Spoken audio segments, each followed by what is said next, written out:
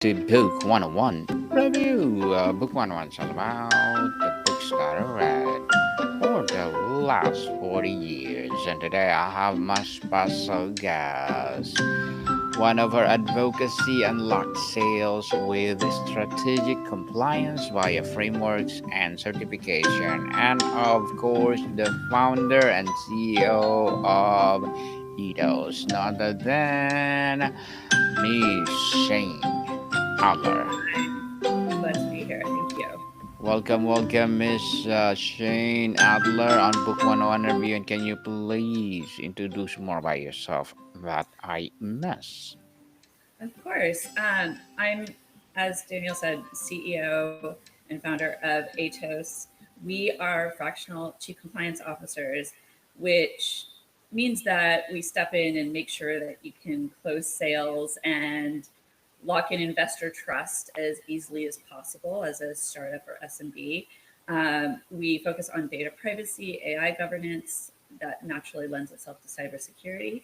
And our goal is to really take a lot of that stress and headache off of the plate of founding teams up through scale ups.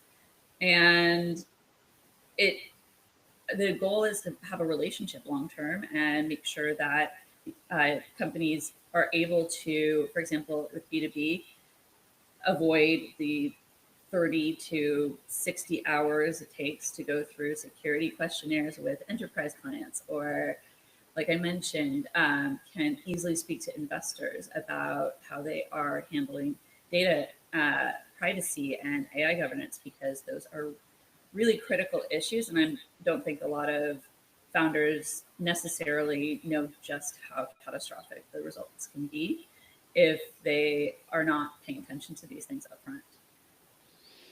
Miss Shane, thank you so much for sharing your knowledge and wisdom to the world. Thank you. And today let's talk about sales advantage. So tell us, the term sales advantage implies something beyond hard work. What is the core mindset shift that separates a truly strategic sales professional from someone who just going through the motions? I think you said it in the question. It's strategy. Going through the motions is one thing. You're able to follow the playbooks, and get out there and give the elevator pitch or what have you. But going in strategically, not just looking at what's linear, but what you need to build as scaffolding to your process is going to be what gives you that edge, that competitive advantage over others. Interesting.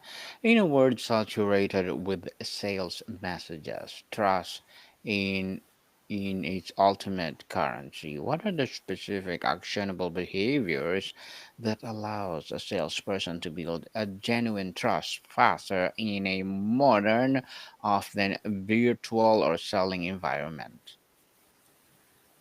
I think it comes down to not just being transparent in what you say, which is, you know, that's table stakes. Uh, Speaking in clear, plain language about what you do, how you handle your information, what your practices are. But it's not just say what you do; it's also do what you say.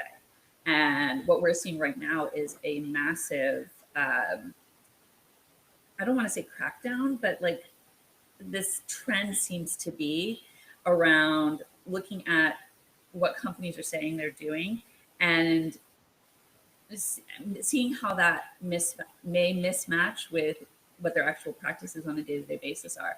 So ensuring that that human element, the people element, everyone on the team is aware of what you're putting out into the world and saying you're doing, and following it, uh, which can be a lot. It can be a heavy lift. It can be a lot for sure. And Miss Shane, many talk about solving problems, but you emphasize the advantage. How much of that advantage come from being exceptionally good and diagnosing and revealing a problem that prospect did not truly realize they had? So the interesting thing about the specific area that we focus on with ATOS is that I would love to be proven wrong just because it would be interesting, but every company handles data. I'm going to go out there and say it. I almost never speak in absolutes. See what I just did there? But even if you have an email list or a CRM, you're handling data. And so this is something that literally applies to every company in some way, shape, or form. And so it's not just about identifying problems, it's about identifying the fact that these things need to be done and taken care of ahead of time. One of the motivations behind starting Atos was that my co-founder, husband, was on the acquisition side in a mergers and acquisitions deal. And in the due diligence process, he uncovered the fact that the company had not handled data in a way that complied with privacy regulations and guidance. And they built their program on this, on videos, actually. Um, that ended up taking the deal, the sale price of this company for these founders who had worked on it for, I think it was 6 years, from low eight figures down to mid six figures. It dropped the valuation of their company by 96%. And these weren't like evil guys. They weren't twirling mustaches, wearing black hats, and like cloak and dagger type stuff. It was a group of programmers who went out there and thought they had a really good product, and they did. But because this wasn't addressed on the front end, they were subject to something that's called algorithmic disgorgement, which means they had to delete everything they had built on that data from the beginning. It was gone, everything that they built. And it's not like they could then go to another company and try to sell, because it's like if you've ever sold a house and the inspector discovers mold in the basement. Hmm. If you don't disclose that mold to the next potential buyer, that's fraud and jail time. So the stakes only go up from there. So it's not just financially catastrophic; it would be, criminal. So um, from that perspective, being able to educate founders, get ahead of that, prevent that from happening to people is really what drives us on wanting to get the message out there, I guess, and speak to founders as much as possible about the topic, because, like, the question framed it as solving problems and or identifying problems. It's identifying the need and getting ahead of the problems is really where the advantage comes out. Interesting, Miss Shane. And how does one's professional network directly translate into a tangible sales advantage? And what's one thing people can do this week to strengthen their strategically? What I've found over time is developing a network when you don't need to call on it is typically the strongest.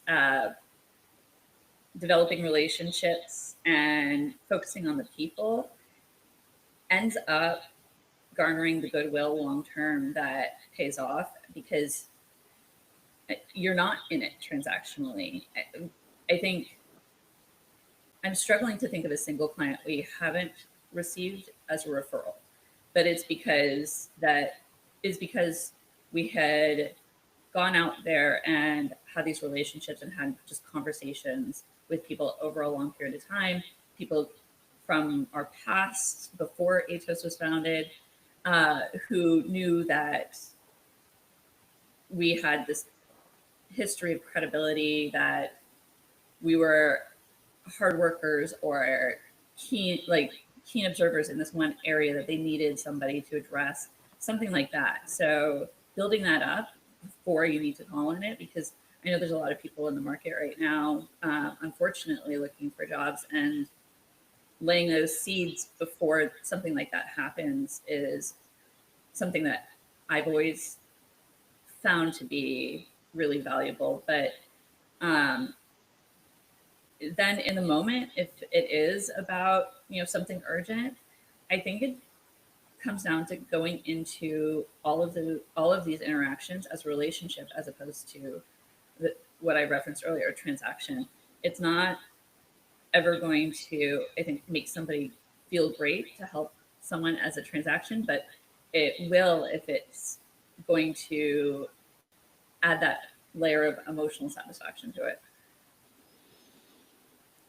Well, to add something else, so Miss Shane, what is the single most impactful piece of research a salesperson can do before the first call that consistently gives them a significant edge? Piece of research. Yes. Interesting. Um, I, I'm struggling to think of a specific piece of research. I think the number of times I've gone into a call and there was absolutely nothing that had been done at all, as opposed to any research, Mm-hmm. not on my part, uh, is it would be surprising. But I think just getting down to what the company actually does, because number one, it's not always immediately apparent from a website what is at the core of it, what really drives the revenue or the business, because the hero product may not be the revenue driver or what the pain point may be around. Um, so I think that would probably be what I would call out. Especially, Interesting, Miss Shane. And beyond the stated agenda for a sales meeting, what is the real agenda you believe every salesperson should have in every single client interaction? I'm going to sound like a broken record, but I think the relationship. I think I think it's so Yes. easy, especially when we're sitting behind our computers and not meeting in person as much. Mm-hmm. Forget that it is about people. It is there is another human on the other end of that interaction too, and yeah, like the feeling like you're part of an automated sequence. I mean, we've all gotten those emails, especially the ones where like they forget to put in the placeholder names or something like that. And I'm guilty with that. I, Uh-huh. it's, I mean, it happens. It's a, Mm-hmm. we're again, we're all human, Yes. but going into an interaction and listening, rem, listening to them like they're a person, not just a sales target, because I feel like giving that space to speak is is helpful and it's rare, and that can be a really real differentiator. Um, I always like when I can connect with somebody on a slightly personal level. I mean, we're not going to be sharing our whole selves because it's so professional, but uh, if you can get a little bit of that interpersonal interaction beyond just like a what feels like an automaton on the other side of the screen, it's satisfying on a different level. Definitely. And Miss Shane, what does a power question sound like in your framework? One does not just gather information, but fundamentally changes the dynamic of the conversation and positions you as an account expert. I think it's when somebody is able to say that it's the kind of question where you communicate that you've been listening, Mm-hmm. and they're the ones that are framed like, so what I'm hearing from you is, and then a reframing or rephrasing or a summarization of what the other person has said, because that can be really powerful. Number one, in reframing the thinking of the person they're speaking to. They may have be able to put it in a way that they themselves have not considered, but it also that fact of being heard and having that mirrored back. I think a lot there's how many psychological studies on how valuable that is in developing rapport. Yes, definitely. Building a rapport is something else. And Ms. Shane, as a founder and CEO of Ethos, what are your short-term and long-term goals? Short term, I want to just keep building what we're building. We've been around for almost a year now, and it's been the absolutely happiest I've ever been professionally. I feel like I'm meeting so many amazing people across industries because we don't restrict ourselves to helping just one industry. We work across a lot of verticals. And so I get to hear about so many fabulous ideas. Um, we founded on the principle that we were offering not just a double bottom line, but like a triple bottom line. We've got, we like what we do and want to build this business on it. There really isn't a similar option out there for other founders or SMBs where there's support in this area that is affordable and scaled to what they need exactly. At least not that's for a niche issue. And uh, then the data subjects, like all the people whose information is living in CRMs and databases and things like that, they benefit because we can help that be handled more responsibly and help prevent issues before they arise. So short term, just want to keep building what we're building and meeting other amazing people. Long term, I think doing broader education on this issue so that there's more awareness around data privacy and AI governance and what founders need to be aware of on the front end. We've already done some work at University of Michigan, getting involved with incubators. We'll be actually traveling to the UK to teach at Cambridge University in the spring to keep that going and start building that facet of what we want to have as a component of our business. Good luck to your goals, Miss Shane, and looking forward for more success. And what would be your piece of advice for those people that want to be a founder as well as CEO? Boundaries. Yes, um, boundaries. not not that I'm following my own advice there.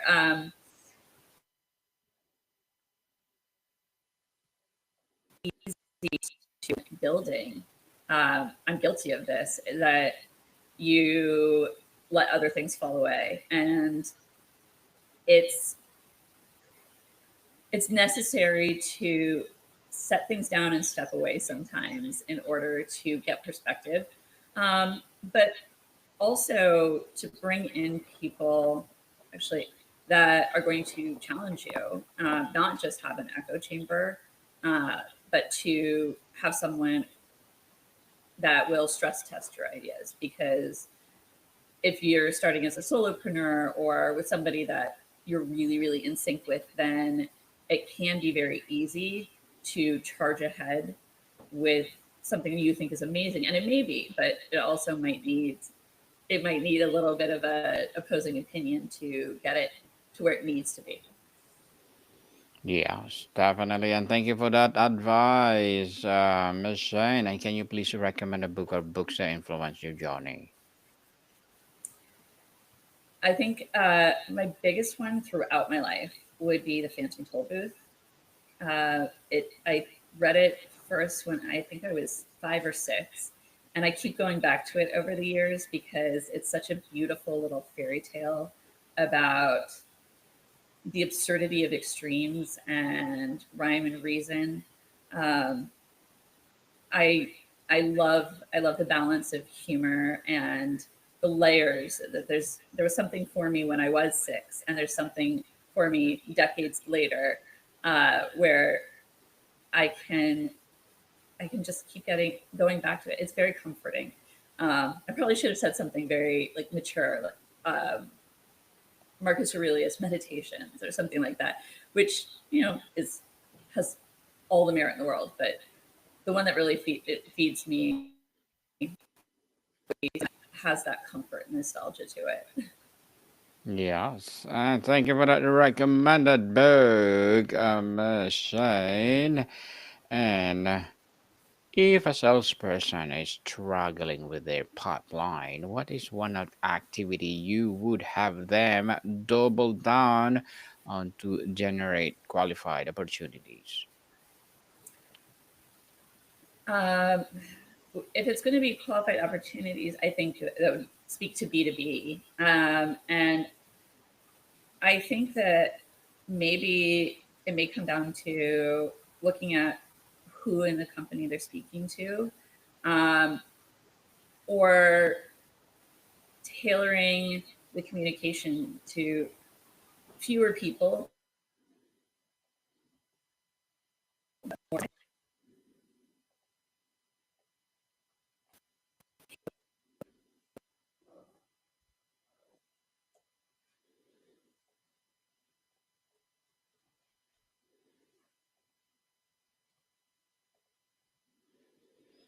Hello, Miss Meg. Can you hear me? I think Miss Meg is being disconnected. So, Uh, Sorry about that. welcome back, Miss Yeah, the Miss site just Shane. worked on me all of a sudden. Um, well, anyway, I was saying I think scaling back to more tailored, more personalized communications and looking at who within a company they are reaching out to. It may not be the right person, it may not be the actual decision maker. It also just might be someone who is very, very busy and doesn't have the bandwidth to have the conversation. Yes, definitely. So, before we wrap up our discussion for today, Miss Shane, I'm inviting you to please do listen to my other podcast, people, because my abstract essay is already in fifth season. Abstract poetry in second season. I'm a book 101 review in fifth season too. Comedy 101 in second season. I'm a food 101 in fifth season as well. Geography 101, love letters. Movie 101 review. Music 101, our fourth season. Science 101, sex 101, second season. My baby podcast. Law 101 and Mental Health 101 and Bible Verses 101. Please listen to them wherever you listen your podcast. So, Miss Shane, tell us if you could leave our audience with one single non-negotiable habit to build their sales advantage starting tomorrow, what would it be and why? I think it would be to, I think it would be going back to some of my founder advice. Find somebody who's going to challenge you and challenge your ideas and challenge your approach because you'll never get better unless you have a growth mindset. Growth mindset indeed. And thank you so much for sharing your knowledge and wisdom to the Lord, to the world, Miss Shayne Adler. And can you please invite our listeners to support your advocacy, your business, or whatever projects that you're doing right now? Well, you can find us at aetos-data.com, aetos-data.com, and reach out at any time. And we're happy to have a conversation and see where you're at. And if there's a way that we can help you, we'd love to. Yes, people that support Miss Shayne Adler, because if you support her for sure, more and more eaters will rise. So, Miss Shayne, thank you so much for your time. Thank you. Welcome, people. See you soon.